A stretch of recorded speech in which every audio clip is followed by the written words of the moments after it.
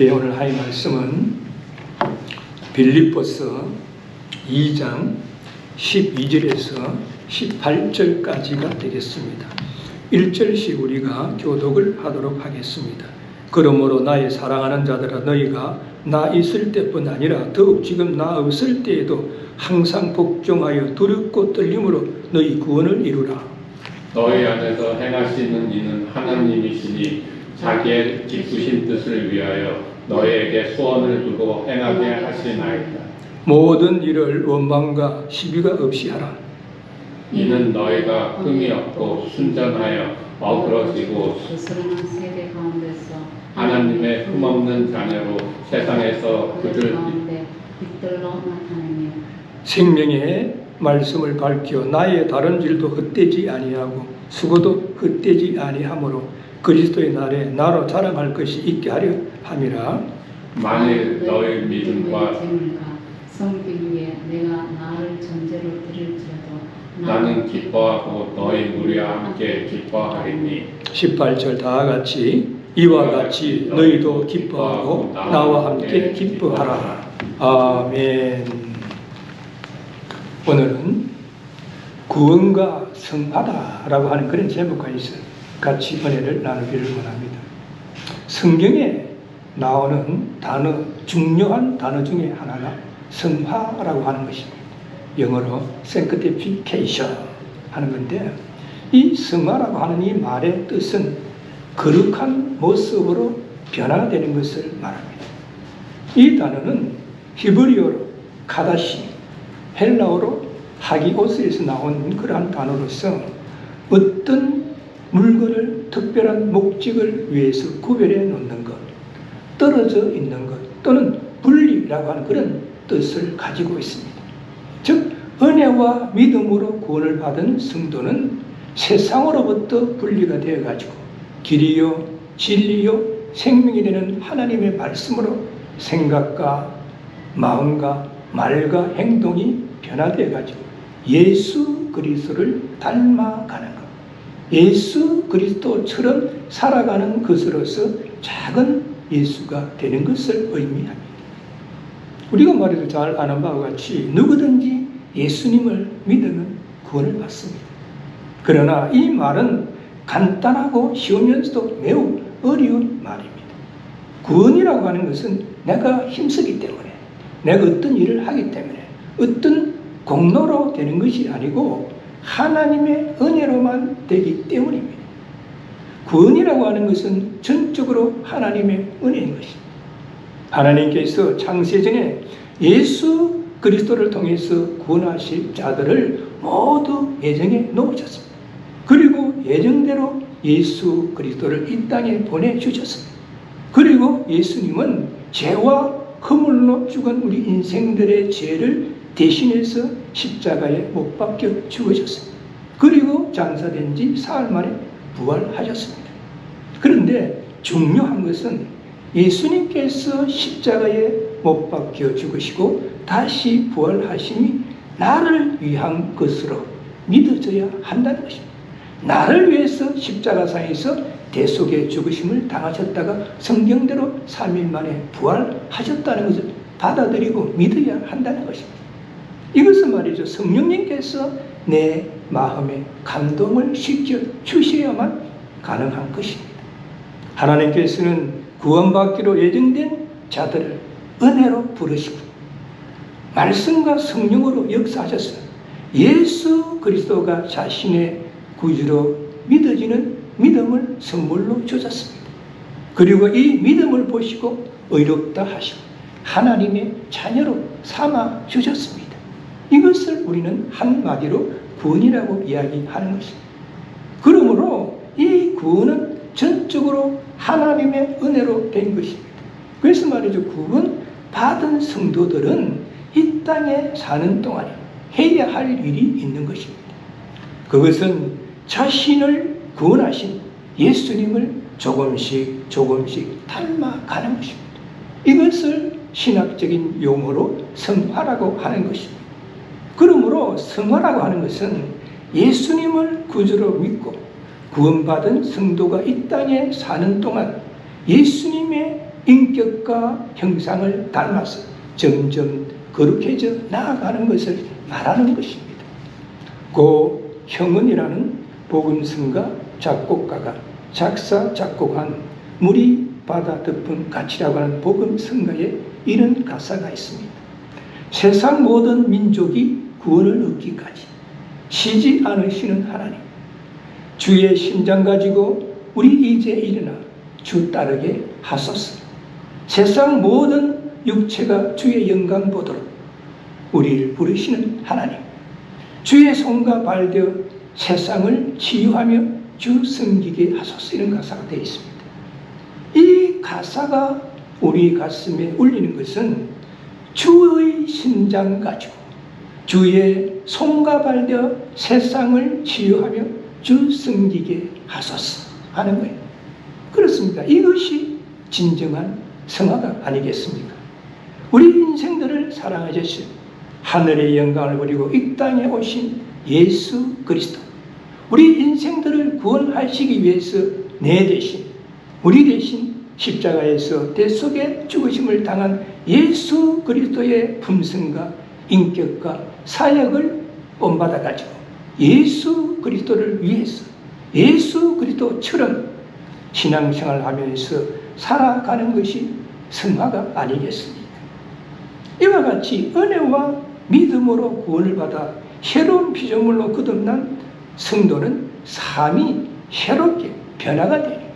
1년 교회를 다닌 사람은 교회 다니기 전보다 뭔가가 변화되어야 하는 것이고, 5년 교회를 다닌 사람은 1년 다닌 사람보다 좀 더 뭔가 변화가 와야 할 것이고, 20년 신앙생활을 한 사람은 10년 신앙생활을 한 사람들보다 좀 더 변화가 와야 한다는 것입니다.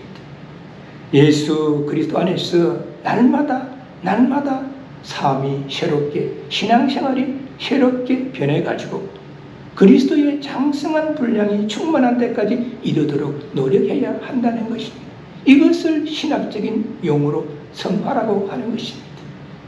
오늘 본문에서도 사도 바울은 빌립보 교인들과 후세대의 모든 믿는 자들을 향해서 구원받은 성도들은 말씀 안에서 생각과 마음과 행동이 변화되어서 성화되는 신앙생활을 하며 삶을 살아야 된다라고 권면의 말씀을 하고 있습니다.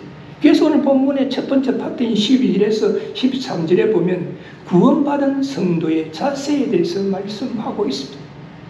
은혜와 믿음으로 구원을 받은 성도는 어떤 마음의 자세를 가져야 되는가? 어떤 행동의 자세를 가져야 되는가? 첫째는 복종해야 된다라고 12절에서 말씀하고 있습니다. 여기 보니까 그러므로 나의 사랑하는 자들아, 너희가 나 있을 때뿐 아니라 더욱 지금 나 없을 때에도 항상 복종하여 두렵고 떨림으로 너희 구원을 이루라 라고 말씀하고 있습니다. 여기서 그러므로 하는 것은 앞절에서 말씀하신 것을 결론적으로 말씀하는 거예요. 즉 예수 그리스도께서 우리 인생들을 구원하시기 위해서 낮아지고 겸손한 마음으로 하늘의 영광을 부리고 사람의 모습으로 이 땅에 오셔서 우리 인생들을 구원하시기 위해서 십자가에서 죽기까지 하나님의 뜻에 복종하셨을 때 하나님이 그를 지극히 높여 모든 이름 위에 뛰어난 이름을 주사 하늘에 있는 자들과 땅에 있는 자들과 땅 아래에 있는 자들로 모든 무릎을 예수의 이름에 꿇게 하시고 모든 입으로 예수 그리스도를 주라 시인하여 하나님 아버지께 영광을 돌리라고 하셨기 때문이라는 거예요.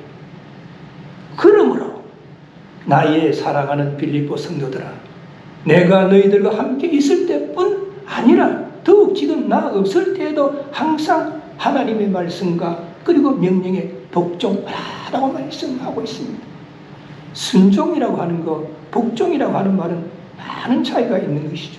우리가 말이죠, 순종이라고 하는 것은 기쁘고 즐거운 마음으로 자기가 말이죠, 아무런 의지적인 갈등 없이 기쁜 마음으로 하는 거예요. 마음에서 우러나서 하는 거예요. 근데 복종이라고 하는 것은 이해할 수가 없고 도저히 납득할 수가 없는 의지적 갈등이 있다 손 치더라도, 내가 하고 싶은 마음이 없다 할지라도 내 주장을 내어세우지 아니하고 이유 없이 따라가는 것, 그것이 하는 것, 그것이 복종입니다. 그러면 복종해야 하는 이유가 무엇이며 어떻게 복종해야겠습니까? 두렵고 떨림으로 구원을 이루라라고 말씀하고 있습니다. 여기서 말이죠. 구원을 이루라 하는 것은 어떤 공로에 의해 가지고 내가 어떤 일을 하기 때문에 구원을 얻는 것을 말하는 것이 아니라 우리 믿는 자들은 이미 은혜와 믿음으로 구원을 얻었기 때문에 구원에 합당한 생활을 하라는 거예요. 에베소서 2장 8절에 보면 너희가 그 은혜를 인하여 믿음으로 말미암아 구원을 얻었나니 이것이 너희에게서 난 것이 아니요 하나님의 선물이라고 말씀하고 있습니다. 우리 인생들이 구원을 얻을 수 있는 첫 번째 조건은 하나님의 은혜라는 거예요. 은혜라고 하는 것은 하나님께서 우리 인생들에게 값없이 거저 주시는 사랑을 우리는 은혜라고 하는 것입니다. 여기서 믿음이라고 하는 것은 예수 그리스도께서 내 대신 우리 대신 십자가에서 대속의 죽으심을 당하셨다가 성령대로 3일 만에 부활하신 분이라는 것을 믿는 것입니다. 그 결과 우리에게 구원이 주어지는 것입니다. 그래서 하나님의 말씀과 명령에 항상 복종함으로써 아무 공로 없이 은혜로 받은 구원이 효력을 발할 수 있도록 두렵고 떨림으로 그리스도의 장성한 분량에 이르도록 성화된 신앙생활을 하며 삶을 살아야 된다라고 말씀하고 있습니다. 여기서 말이죠. 두렵고 떨림이라고 하는 것은 어떤 말이죠. 노예적인 공포심이나 그렇지 않으면 불안을 이야기하는 것이 아닙니다. 신앙인들이 경건하고도 건전한 경외심을 갖다가 말하는 것입니다. 창조주 하나님 앞에서 피조물인 우리 인간이 가지는 바른 태도를 말하는 것입니다. 구원받은 성도는 항상 하나님을 경외하는 마음을 가져야 하는 것입니다. 너무 말이죠. 하나님의 사랑과 은혜를 강조하다가 보면 하나님에 대한 경외심을 잊어버릴 수가 있습니다. 하나님은 우주 만물을 창조하시는 분이시고 섭리 가운데서 우주 만물의 질서를 유지하시는 분이시고 전지전능하신 분이시고 거룩하신 분입니다. 그분 앞에서 천군 천사들과 우주 만물과 모든 피조물이 두려워하고 떠는 것입니다. 그래서 말이죠. 과거 이스라엘 백성들은 하나님의 칭호인 여호와의 이름을 갖다가 감히 쉽게 입에 담지를 못했습니다. 그런데 우리는 너무나 쉽게 하나님의 사랑을 내세우면서 입으로만 주여 주여 하면서 경솔하게 쉽게 하나님을 말하는 경우가 많이 있습니다. 그래서 사도 바울은 사랑하는 빌립보 교인들과 후세대의 모든 믿는 자들에게 하나님의 말씀과 명령에 복종하여서 두렵고 떨림으로 하나님을 경외함으로 성화된 신앙생활하며 바른 삶을 사는 마음의 자세를 가져야 된다라고 흉년의 말씀을 하고 있습니다. 또 한 말이죠. 은혜와 믿음으로 구원받은 자의 두 번째 자세는 하나님의 기쁘신 뜻을 이루어야 된다라고 13절에서 말씀하고 있습니다. 여기 보니까 너희 안에서 행하신 이는 하나님이시니 자기의 기쁘신 뜻을 위하여 너희로 소원을 두게 행하게 하시나니라고 말씀하고 있습니다. 우리가 말이죠. 하나님의 말씀에 복종하고 두렵고 떨림으로 성화된 신앙생활을 하며 삶을 살기 위해서는 생각과 마음이 변화되어 가지고 어떤 의지를 가져야 됩니다. 그런데 너희 안에서 행하시는 이는 하나님이시니라고 말씀하시면서 우리 안에서 의지를 갖게 하시는 이는 하나님이시라고 말씀하고 있습니다. 그러면 말이죠. 누군가가 질문하기를 아니 내 마음을 내가 말이 주장할 수 없습니까? 라고 의문을 가질 수가 있습니다. 물론 말이죠. 하나님은 우리 인간들에게 자유의지를 주셨기 때문에 자기의 일을 자기가 결정할 수가 있습니다. 내가 말이지 내일 아침에 내가 몇 시에 일어날 것인가 그건 자기가 결정할 수 있습니다. 내일 쉬는 날이니까 내가 늦게까지 좀 잠을 자야 되겠다. 자기가 결정할 수가 있습니다. 왜? 자유의지가 있으니까. 식당에 가서 냉면을 먹을 것인가 짜장면을 먹을 것인가 그거는 내가 결정할 수가 있습니다. 주일날 내가 교회에 올 것인가 그렇지 않으면 날씨가 좋은데 놀러 갈 것인가 자기가 결정할 수 있습니다. 그러나 신체적 능력, 정신적 능력 혹은 영적인 능력에 있어서는 자유의지를 발휘할 수 없다는 거예요. 예를 들어서 말이죠. 신체적으로 키가 작은 사람이 자유의지에 해가지고 내가 말이지 키가 7인치 정도면 컸으면 좋겠다라고 해서 키가 커지는 게 아니지 않습니까? IQ가 낮은 사람이 자유의지에 의해서 내 IQ가 좀 높아지면 좋겠다라고 해서 지적 IQ가 높아지는 것은 아니지 않습니까? 이처럼 신체적 능력이나 정신적 능력이 자유의지에 의해서 행할 수 없는 것처럼 우리의 영적인 능력 또한 자신의 자유의지에 의해서 이루어진다든지 결정되는 것이 아닙니다. 오직 성령 하나님께서 우리의 마음을 주장하여 주실 때에 이루어지는 것입니다. 왜냐하면 아담은 자유의지를 가지고 있었지만 그의 타락으로 말미암아 가지고 자유의지를 잃어버렸기 때문에 아담의 후손으로 태어나는 모든 인간 역시 자유의지를 잃어버렸습니다. 그러므로 성령 하나님의 역사에서 영적인 자유의지를 가지고 예수 그리스도를 자신의 구세주로 영접함으로써 우리는 구원을 얻을 수가 있게 되는 것이고 성령 하나님의 역사에서 성령 충만할 수가 있는 것이고 성령 하나님의 역사에서 하나님의 말씀에 복종함으로써 성화된 신앙생활을 할 수가 있고 다른 삶을 살아갈 수가 있는 것입니다. 그래서 하나님은 자신의 선하시고 기쁘신 뜻을 이루기 위해서 모든 믿는 자들에게 소원을 두고 행하게 하신다. 즉 모든 믿는 자들에게 그들을 통해서 이루시고자 하는 목적이 있고 그 목적을 이루시기 위해서 행하는 자로서 성화된 신앙생활을 하며 바른 삶을 살아가기를 원한다라고 말씀하고 있습니다. 그래서 말이죠. 은혜와 믿음으로 구원을 받은 성도가 변화되어야 하는 것은 하나님의 말씀에서 복종하는 그런 마음의 자세를 가져야 하는 것이고 하나님의 기쁘신 뜻을 이룰 수 있도록 변화되어야 한다는 것입니다. 그리고 오늘 본문의 두 번째 파트인 14절에서 16절에 보면 성화의 신앙생활과 삶을 위해서는 어떻게 바른 생활을 해야 하는가에 대해서 말씀하고 있습니다. 첫째는 원망과 시비가 없는 생활을 해야 된다라고 14절에서 말씀하고 있습니다. 여기 보니까 모든 일을 원망과 시비가 없게 하라라고 말씀하고 있습니다. 하나님의 말씀에 복종해가지고 두렵고 떨림으로 신앙생활을 하고 삶을 살고자 하는 성도는 하나님뿐만 아니라 성도들 핏자간에 무슨 일을 하든지 간에 서로 복종함으로써 원망과 시가 없는 생활을 하도록 노력해야 된다고 말씀하고 있습니다. 교회 내에서 말이죠. 성도들이 서로 겸손하지 못하고 말과 행동을 갖다가 함부로 함으로써 원망과 시가 일어나게 되고 결국에는 다툼과 분열이 일어나게 되는 것입니다.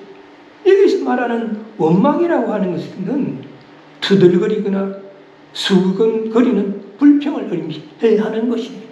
여기서도 시비라고 하는 것은 원망에 수반되어 나타나는 논쟁과 의심으로 야기되는 다툼을 말합니다. 빌립보 교회 성도들 사이에 이러한 원망과 시비가 있었습니다. 그래서 말이죠. 사도 바울은 빌립보서 2장 2절에서 이렇게 말씀합니다. 마음을 같이하여 같은 사랑을 가지고 뜻을 합하여 한 마음을 품으라라고 이렇게 금면에 말씀을 하셨습니다. 원망과 시비는요, 성도들의 신앙이 나약해질 때 나타나는 성령 충만하지 아니하고 세상적인 것이 자신의 생각 속에 마음 속에 많이 들어갈 때 원망과 시비가 일어나게 되는 것입니다. 구약의 이스라엘 백성들이 출애굽 후에 어떻게 했습니까?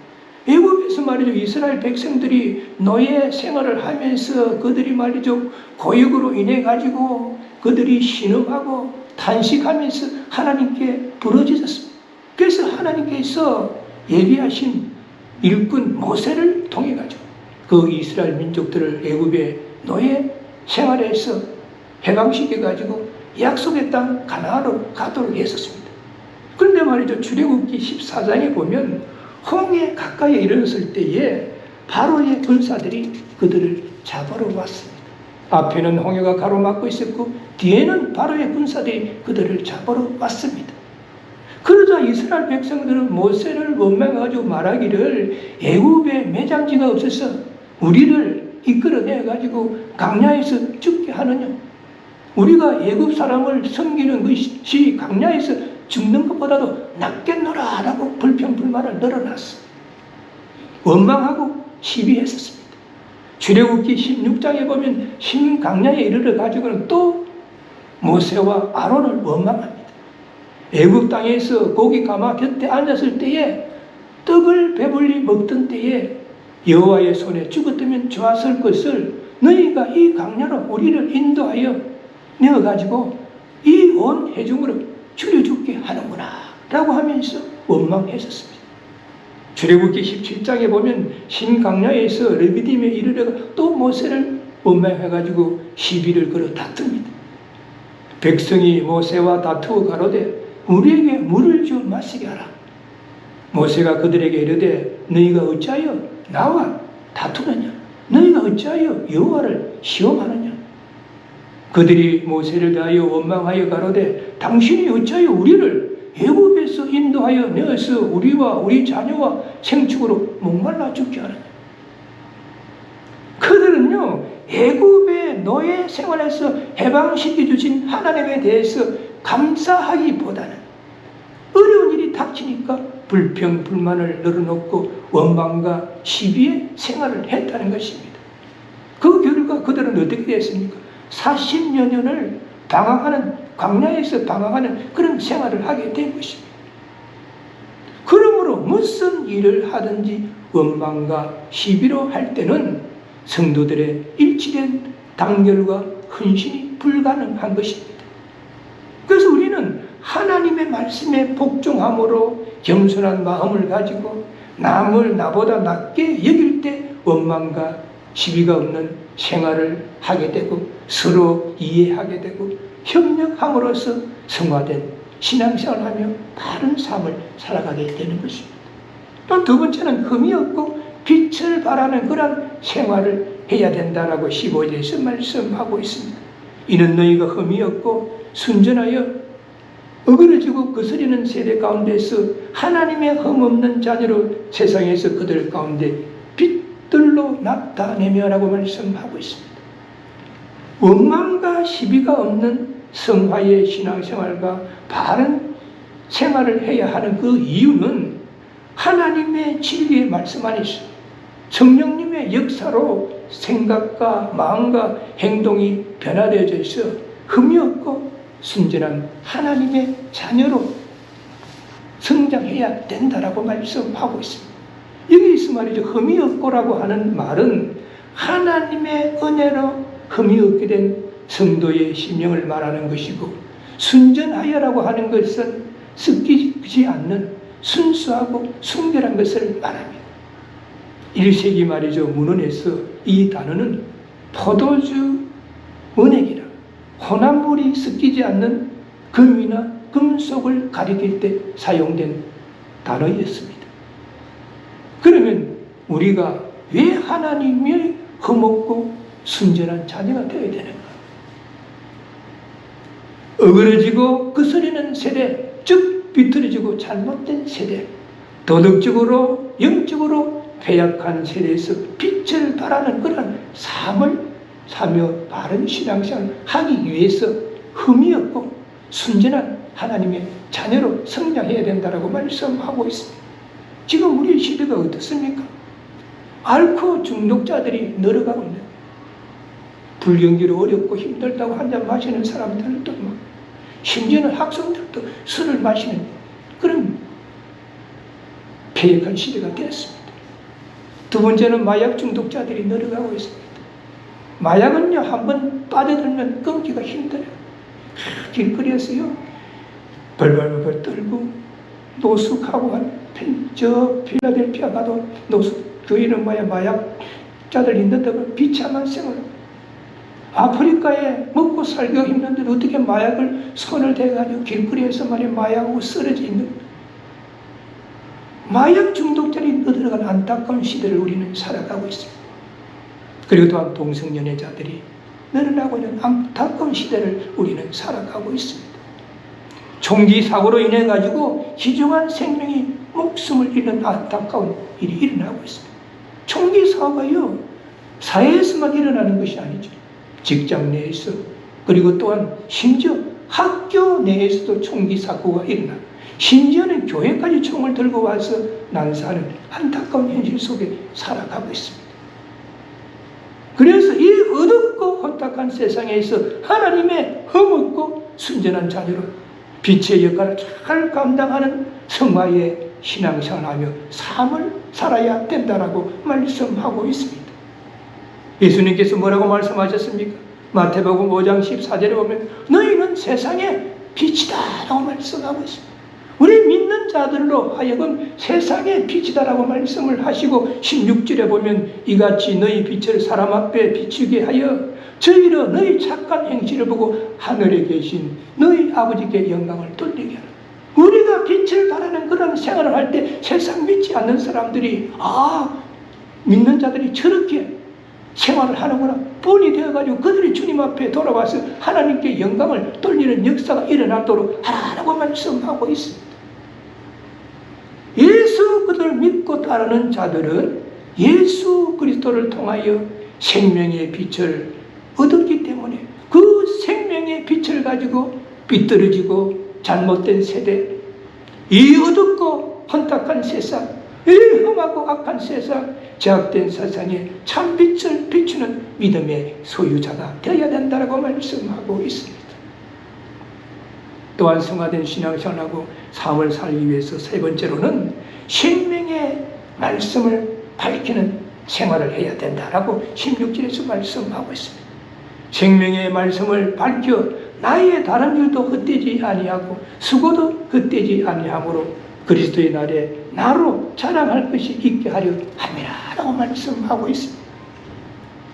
본절에서는 예수 그리스도를 믿는 자들이 세상에서 흠이 없고 순전한 하나님의 자녀로 빛의 역할을 감당할 수 있는 방법을 제시하고 있습니다. 어떻게 빛의 역할을 감당할 수 있는가? 그 방법은 영적으로 타락하여 제약된 세상에서 어둡고 혼탁한 세상에서 방황하고 있는 영혼들에게 복음을 전파하는 것과 복음에 기초한 철저한 신앙생활을 통해서 자로나 의로나 지치지 아니하고 복음을 굳게 지키는 것이다 라고 말씀하고 있습니다. 즉 말씀의 반석 위에 굳게 서서 자로나 의로나 지치지 아니하고 길이요 진리요 생명이 되는 하나님의 말씀을 전하여서 참된 길이 무엇인지, 참된 생명이 무엇인지, 참된 진리가 무엇인지 바르게 증거하는 성화의 신앙생활을 하며 삶을 살아야 된다라고 근면의 말씀을 하고 있습니다. 그러면 왜 사도 바울이 이러한 근면의 말씀을 했겠습니까? 사도 바울은 사도행전 9장에 보면 다메섹 도상에서 주님의 음성을 듣고 새 사람으로 변화가 된 후에 오직 예수 그리스도의 복음을 전파하기 위해서 고난과 한난과 핍박 속에서도 생사의 갈림길에서도 로마의 감옥에서도 앞만 보고 달려왔습니다. 빌립보에서 복음을 전할 때는 감옥에 갇히는 어려움도 있었지만은 굴하지 아니하고 오직 믿음으로 빌립보 교회를 개척하고 그들에게 복음을 전하여서 구원을 얻게 하고 하나님의 자녀가 될 수 있게 하였습니다.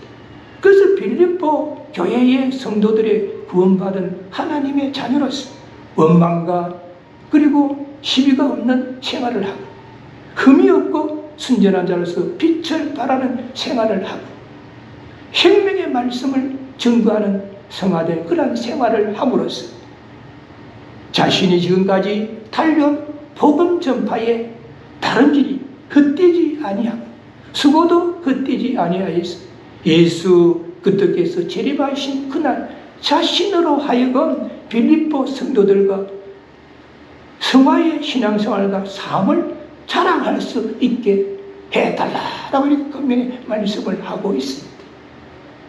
이 말씀은 오늘날의 모든 믿는 자들에게 똑같이 적용이 되는 그러한 말씀입니다. 그러므로 우리는 경건의 모양만 있는 것이 아니라 경건의 능력을 갖추어서 성화된 신앙생활을 하며 바른 삶을 살아가도록 노력을 해야 될 줄로 믿습니다. 그러면 사도 바울은 성화의 신앙생활과 삶을 돕기 위해서 빌립보 교인들에 대한 어떤 마음을 가지고 있었는가? 오늘 본문의 세 번째 파트인 17절에서 18절에 말씀하고 있습니다.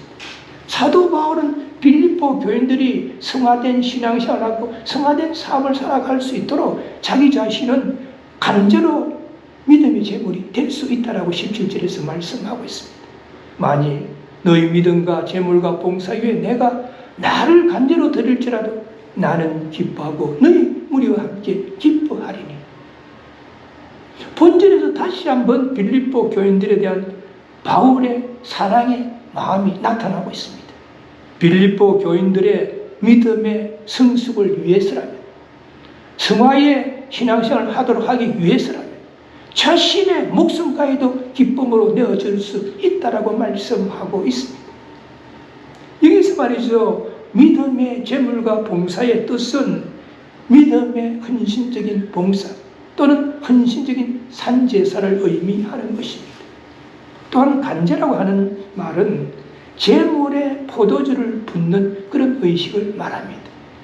그러므로 빌립보 교인들이 믿음의 성장과 성화의 신앙생활과 바른 삶을 위해서 헌신적인 봉사를 한다라고 하면, 헌신적인 산제사를 드린다면 바울 자신이 목숨까지도 내어주는 순교의 간제가 되어서 온전한 산제사를 드릴 수 있도록 돕겠다라고 말씀하고 있습니다. 목자의 마음을 양들이 어떻게 알겠습니까?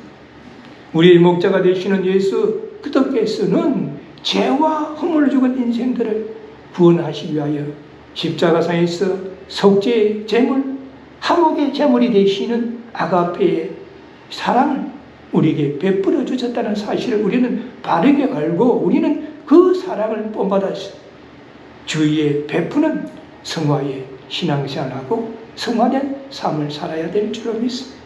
또한 사도 바울은 빌립보 교인들과 함께 기쁨을 나누기를 원한다라고 18절에서 말씀하고 있습니다. 이와 같이 너희도 기뻐하고 나와 함께 기뻐하라. 빌립보 교인들이 말씀에 복종해가지고 하나님의 기쁘신 뜻을 따라서 원망과 시비가 없는 생활로서 빛을 발하고 생명의 말씀을 밝히는 그런 생활을 한다라고 하면, 이로 인해 가지고 믿음이 자라는 것은 물론이고 성화의 신앙생활을 하며 바른 삶을 살아가는 것을 의미합니다. 이 성화의 신앙생활을 통해서 빌립보 교인들은 기쁨이 넘쳐나게 될 것이고 자신도 함께 그 기쁨을 나누기를 원한다는 거예요. 빌립보 교인들이 기뻐할 때 나도 그들과 함께 기쁨을 나누겠더라. 우리가 말이죠, 제약된 세상을 살아가면서, 험하고 악한 세상을 살아가면서, 어둡고 혼탁한 세상을 살아가면서 어떠한 환경과 여건 속에서도 기쁨이 충만한 생활을 할 수 있다는 것은 최고의 은사요 엄청난 축복입니다. 재물을 많이 가졌다고 해서 마음이 부유한 사람이 아닙니다. 사람들의 선망이 대상이 된다고 해서 행복한 사람이 아닙니다. 진정한 부유와 행복은 자신의 마음 가운데 있는 기쁨과 비례한다라고 우리는 볼 수가 있습니다. 그래서 말이죠, 사도 바울은 빌립보서 4장 2절에서 주 안에서 항상 기뻐하라. 내가 다시 말하노니 기뻐하라 라고 말씀을 하셨습니다. 에드워드 영이라고 하는 사람은 말하기를, 만일 성도의 삶에, 믿는 자들의 삶에 기쁨이 없고 찬양이 없고 탄식과 한숨뿐이라면 그러한 생활은 하나님 앞에서 불경건한 것이다 라고 이렇게 이야기를 했었습니다. 사도 바울은 빌립보 교인들과 후세대의 모든 믿는 자들에게 구원받은 성도로서 항상 말씀에 복종하여 두렵고 떨림으로 성화의 신앙생활을 하며 삶을 살아감으로써 하나님의 기쁘신 뜻을 이루고 원망과 시비가 없는 생활로서 빛을 발하며 생명의 말씀을 전하여서 너희도 기뻐하고 나와 함께 기뻐하라 라고 금민의 말씀을 하셨습니다.